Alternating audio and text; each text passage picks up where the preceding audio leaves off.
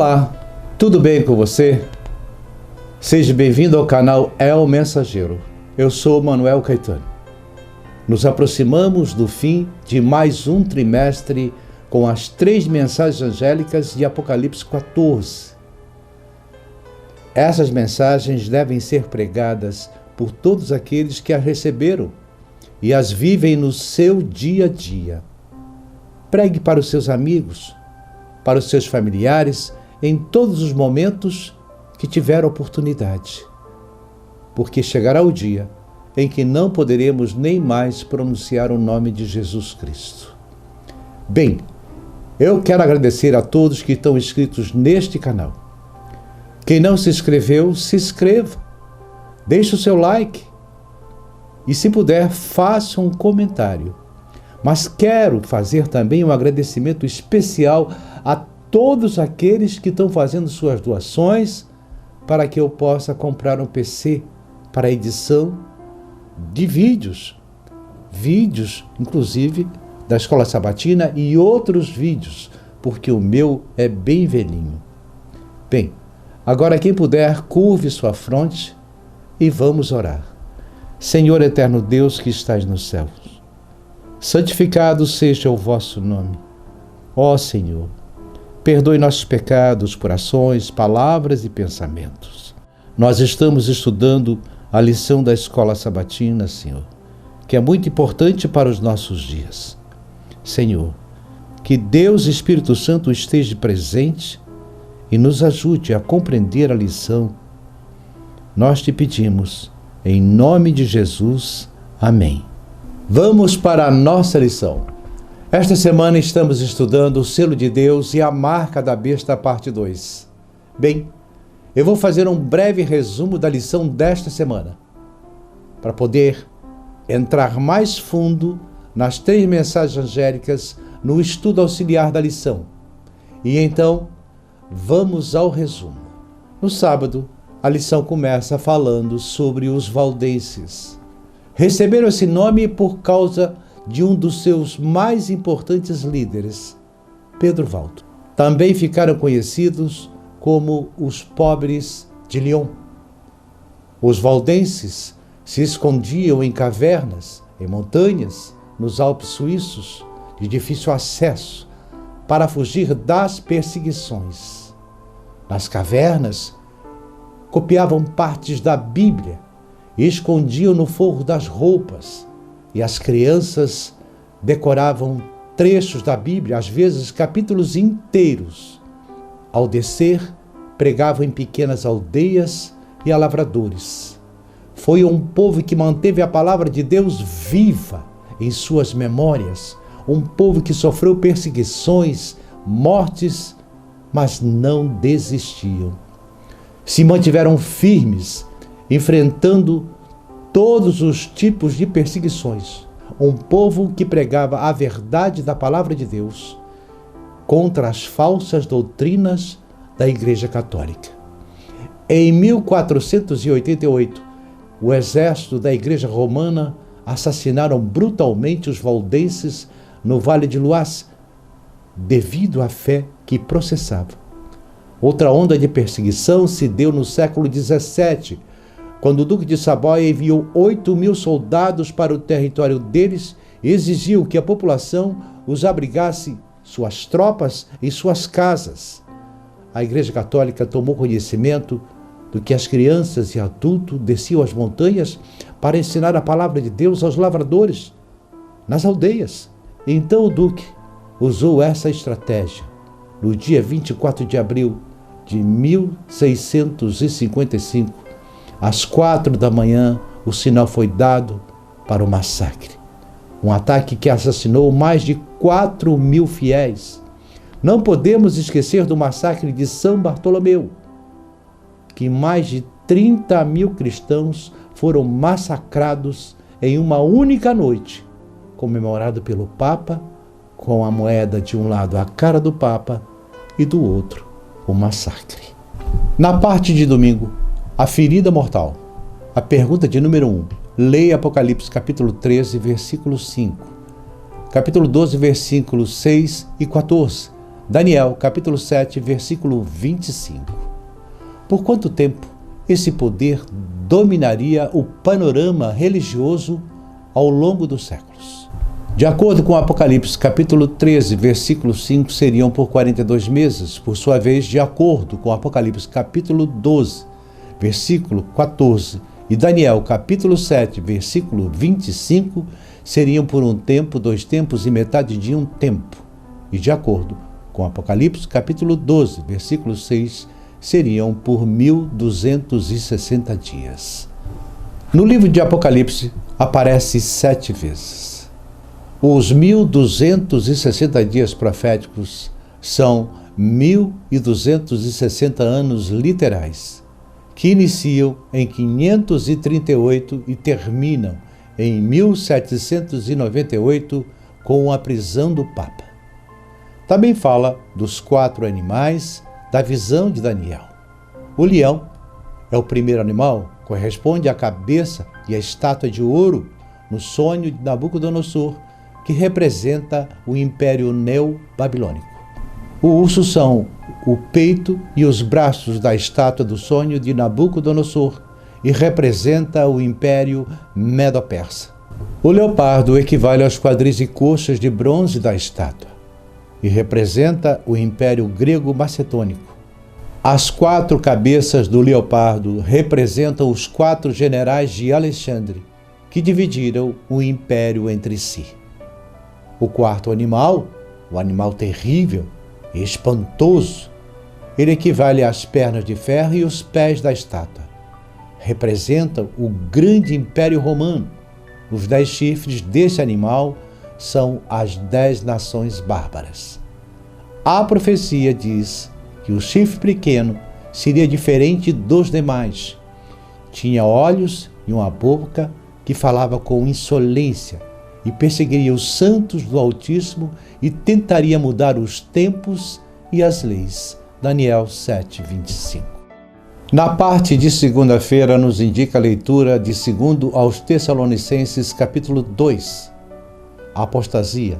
E vejamos aqui a pergunta de número 2.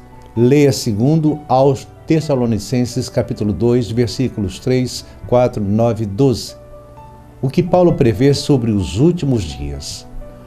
Quais são as marcas distintivas da besta e o poder do anticristo? Paulo adverte, capítulo 2, 3, 4, 9 e 12, que segundo a vinda de Cristo não estaria prestes a ocorrer. No verso 3, Paulo estava querendo dizer que a volta de Jesus não ocorreria antes que acontecesse uma apostasia. A apostasia é o afastamento da verdade. A Igreja de Cristo, o povo de Deus, a igreja fundada por Cristo, passaria por uma grande apostasia. O papado se desenvolveu dentro do Império Romano. No capítulo 3 do livro Grande Conflito, como começaram as trevas morais, e também no capítulo 35, intitulado A Ameaça à Consciência. Vale a pena fazer esta leitura desses capítulos. Na terça-feira, a estratégia final de Satanás. Na pergunta de número 3, ler Apocalipse capítulo 17, e o versículo 12 e os versículos 14, como João descreveu as cenas finais da história da Terra. Que grande contraste nós observamos. De acordo com Apocalipse capítulo 17, versículo 12 ao 14, os 10 chifres, representando os reis deste mundo, ofereceram à besta o poder e a autoridade que possuíam. Nós sabemos que a profecia diz que uma das cabeças da besta sofreu uma ferida mortal durante a Revolução Francesa, em 1798, com a prisão do Papa Pio VI, pelo general Berthier. Nós já estudamos sobre a besta do mar e a besta da terra na lição anterior. Na parte de quarta-feira, a marca da besta. Vejamos aqui a pergunta número 4. Leia Apocalipse capítulo 14, versículos de 9 a 12. Onde é colocada a marca da besta?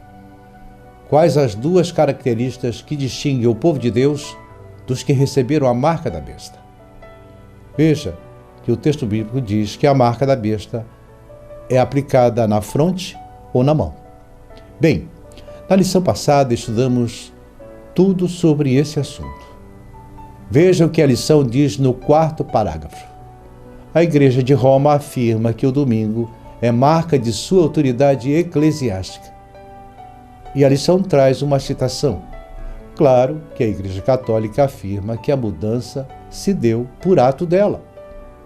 É um ato de sua marca, o seu poder de autoridade eclesiástica em questões religiosas. Estudamos esses documentos escritos pela própria Igreja Católica na lição passada e a pretensão e a imposição do papado. Na parte de quinta-feira, o teste do sábado. Vejamos a pergunta número 5. Leia Êxodo capítulo 20, versículo 8 ao versículo 11. Que elementos do selo bíblico encontramos no mandamento do sábado e em que o mandamento do sábado é diferente de todos os demais? Veja bem, em contraste com o sinal da besta, que é a marca da autoridade de Roma papal, o descanso sabático é o sinal ou selo da autoridade divina. Os selos oficiais da antiguidade tinham 3 características essenciais: o nome da autoridade, seu título e a região. Esse assunto foi bem acentuado na lição passada. Já sobre os 144.000, vamos estudar agora no estudo auxiliar.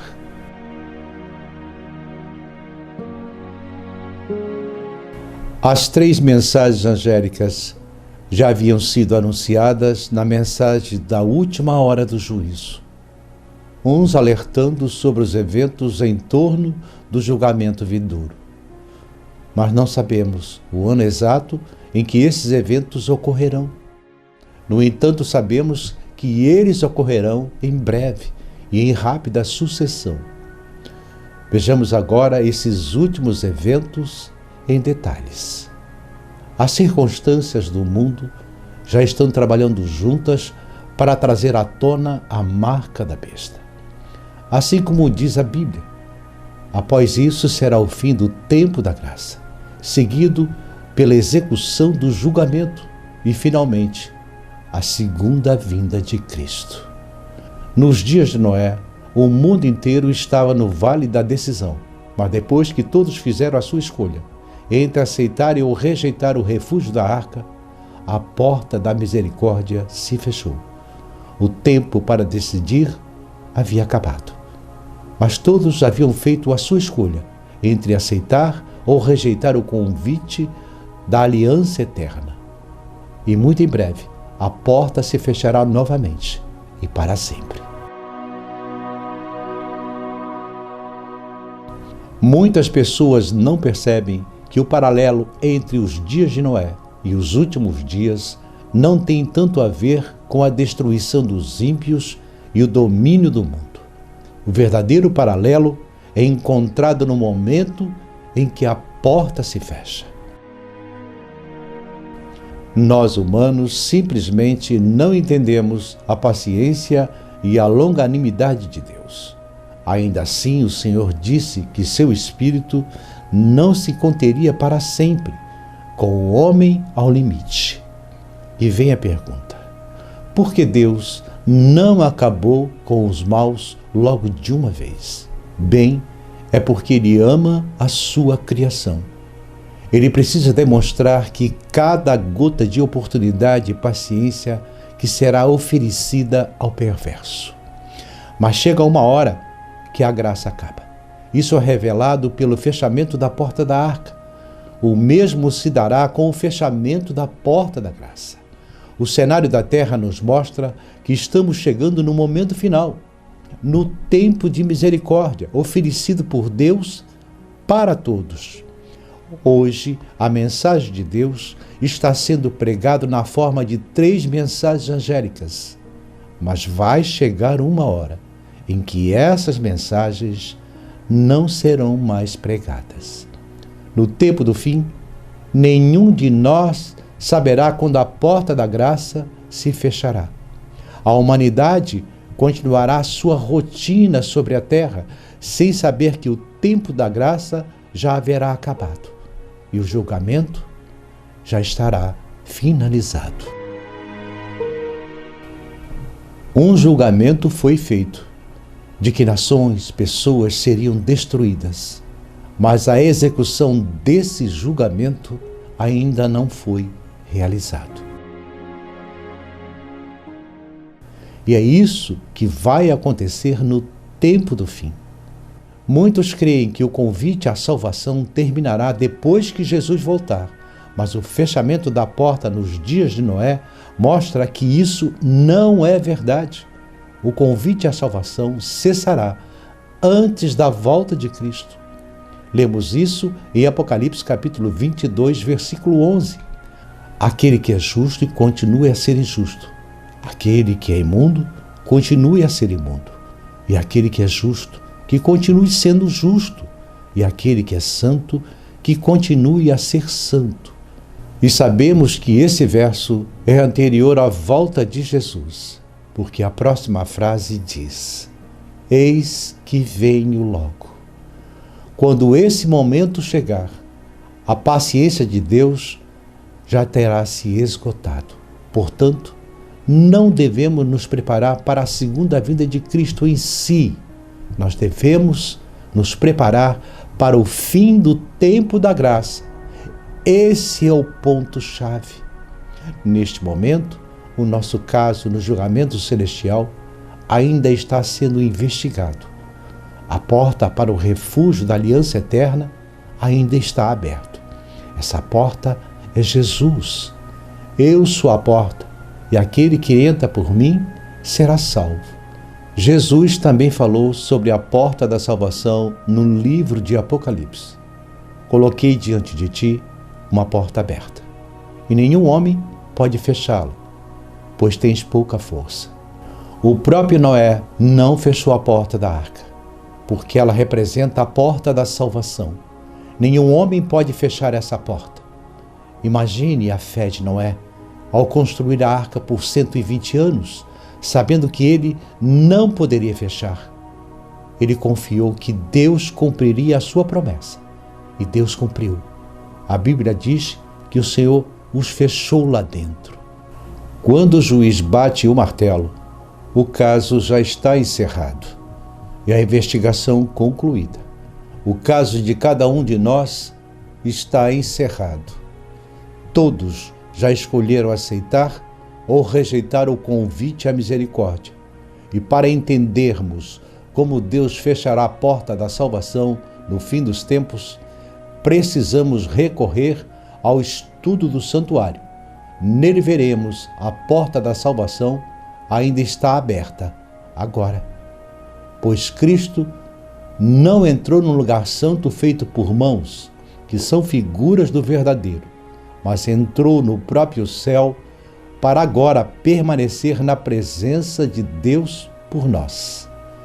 Ele está agora na presença de Deus intercedendo por nós. Neste momento, ainda temos um mediador que está intercedendo por nós. Mas um dia, essa intercessão vai acabar. Chegará o momento em que ele se levantará e deixará o santuário. O sumo sacerdote deixará o lugar santíssimo.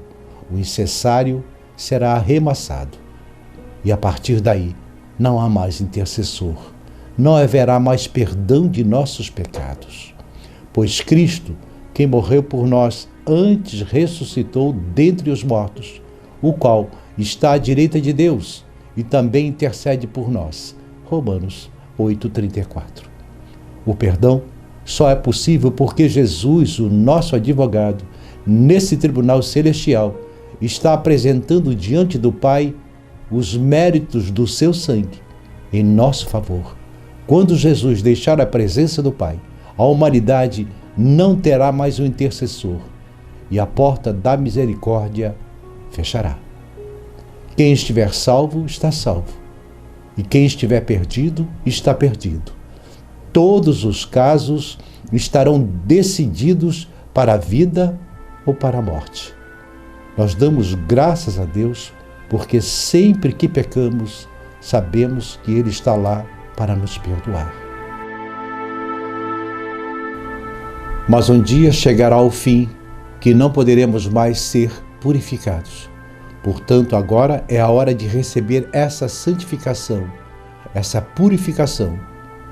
No fim dos tempos, Deus terá uma geração que ainda terá uma natureza pecaminosa, mas pelo poder de Deus, eles obterão completamente a vitória sobre o pecado. Eu vi algo como um mar de vidro misturado com o fogo, e também os que saíram vitoriosos da besta e de sua imagem, e de seu sinal e do número do seu nome. Estavam juntos ao mar de vidro e tinham as harpas de Deus. Eles são chamados os 144.000. Os santos vivos, quando Jesus voltar, este grupo terá desenvolvido um caráter assim como o que Cristo desenvolveu, ou seja, eles terão desenvolvido um caráter de vitória sobre o pecado. A vitória sobre o pecado é a vitória sobre o egoísmo. A vida de Jesus foi uma corrente ininterrupta de serviço a Deus e ao homem. Quando o povo de Deus for aperfeiçoado, eles também serão abnegadamente livres de qualquer egoísmo, pois a plenitude do caráter de Cristo é obtida quando o impulso de ajudar os outros brota constantemente do coração. Este é o caráter que o povo de Deus desenvolverá. Aliás, isto acontecerá sob as piores circunstâncias da história do planeta. A menos que tenhamos encontrado refúgio em Cristo antes do fim do tempo da graça, não haverá refúgio no tempo da angústia.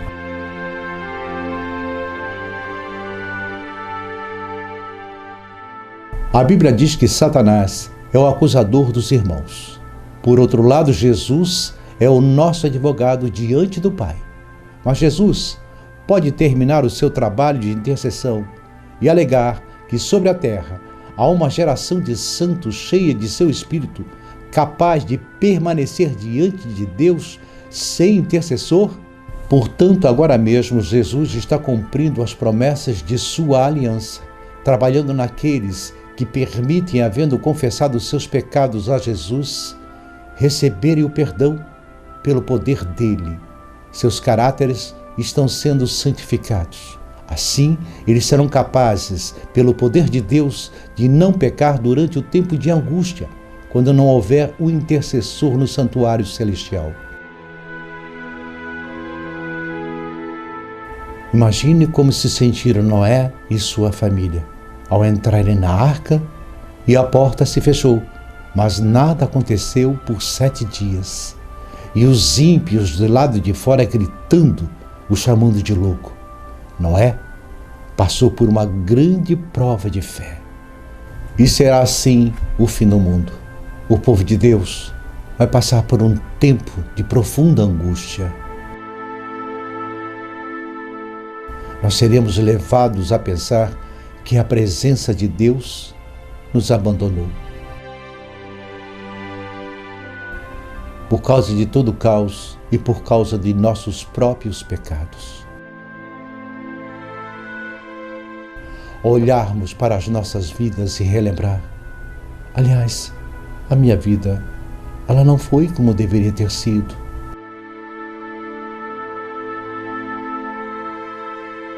E nós passaremos por esse tempo de angústia, que na verdade será um tempo de agonia mental, e nos indagaremos: será que a porta da graça se fechou? Será que eu fui aprovado?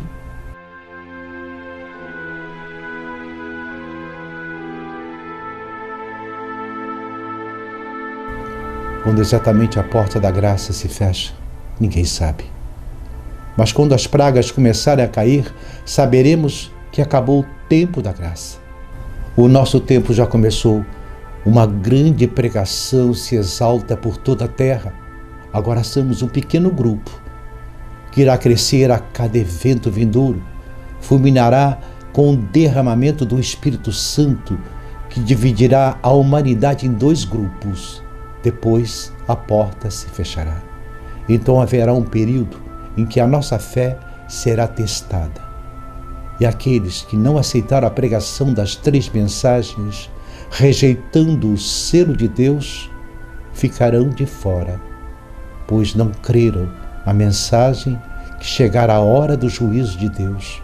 Depois disso, o tempo do fim e o tempo do fim da graça, no qual os impuros continuarão impuros, os injustos continuarão injustos, os santos continuarão santos e os injustos, injustos.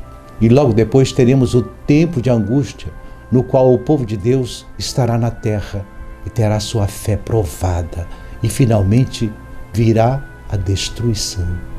Esse julgamento termina no final desse período probatório, não na segunda vinda de Cristo.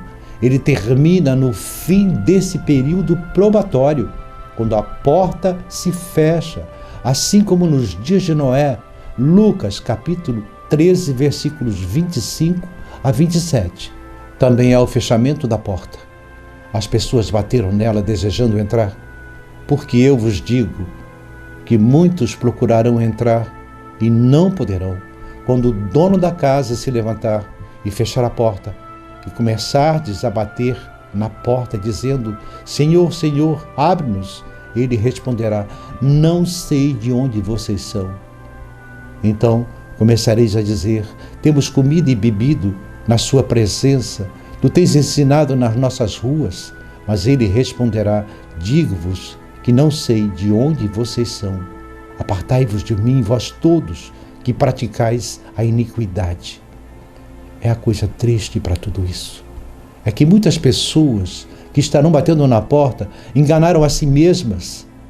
Elas acreditaram estar seguindo um mestre, mas quando na verdade seguiam outro mestre, ou um mestre falso. Jesus deu uma razão pela qual não os conhecia. Ele disse: apartai-vos de mim, vós todos que praticais a iniquidade.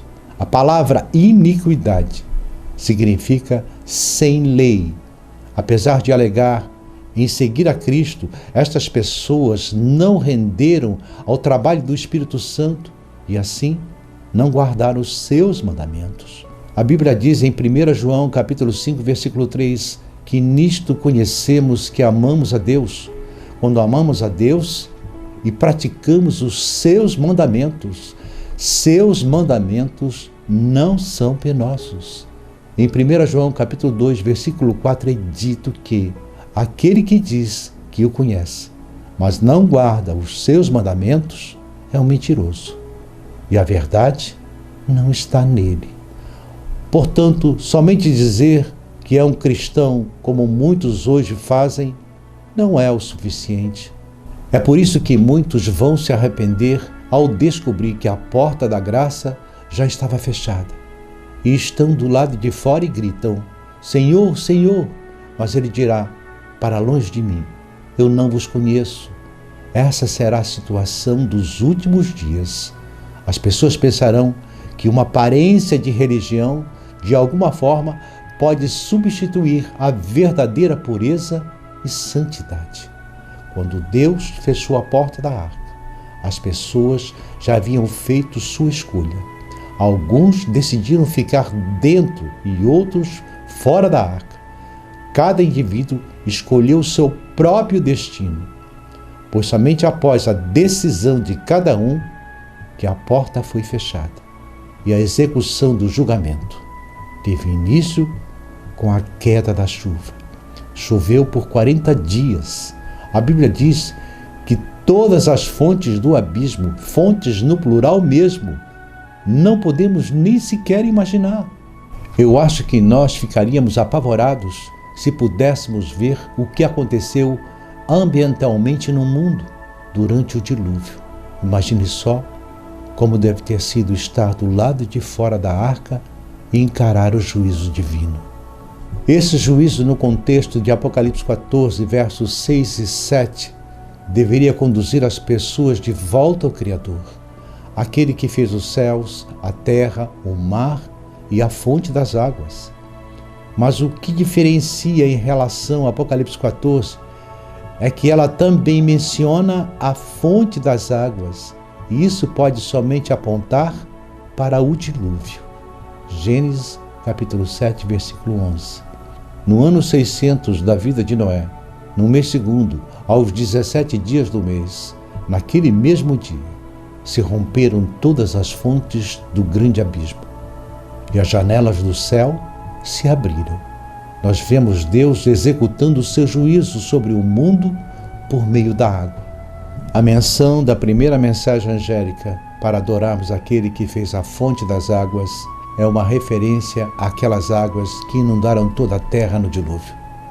Depois que a primeira mensagem angélica anunciou que a hora do seu juízo chegou, somos lembrados que Deus julgará a terra novamente.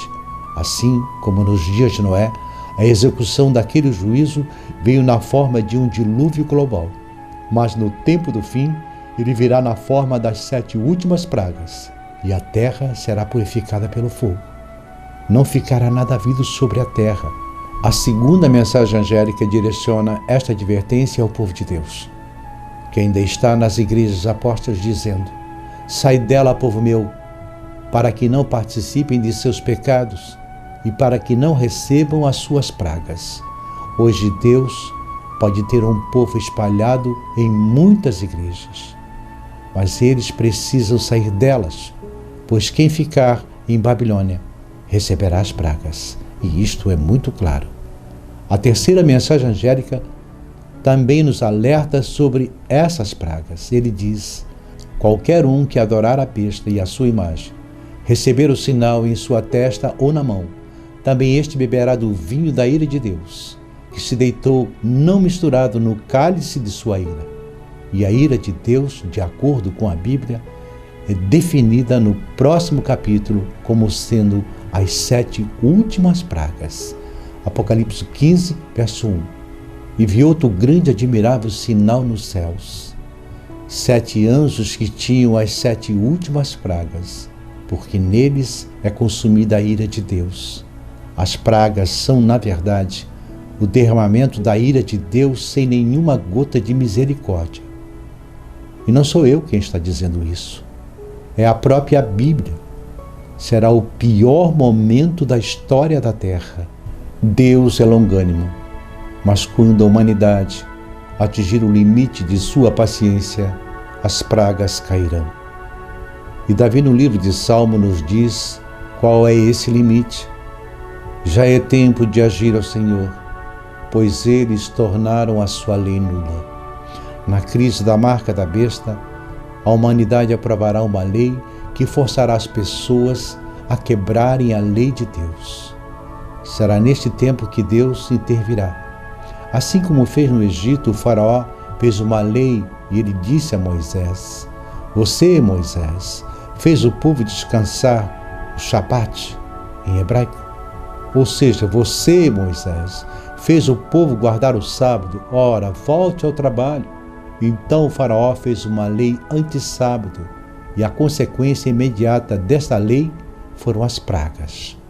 Já o faraó dos dias de hoje fará uma lei semelhante, e as consequências dela serão as pragas. A graça terminou.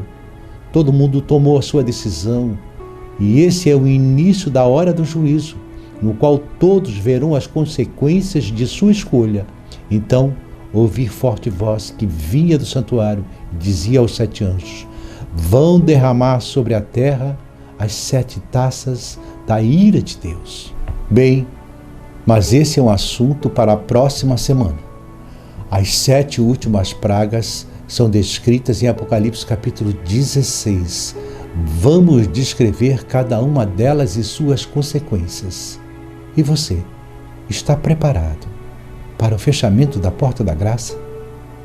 Será que eu estou preparado para atravessar a tribulação no tempo de angústia? Para falar a verdade, eu estou com medo. E você? Que eu e você encontremos refúgio no Senhor e estar de pé no fim do tempo da aprovação. Que o Senhor nos abençoe.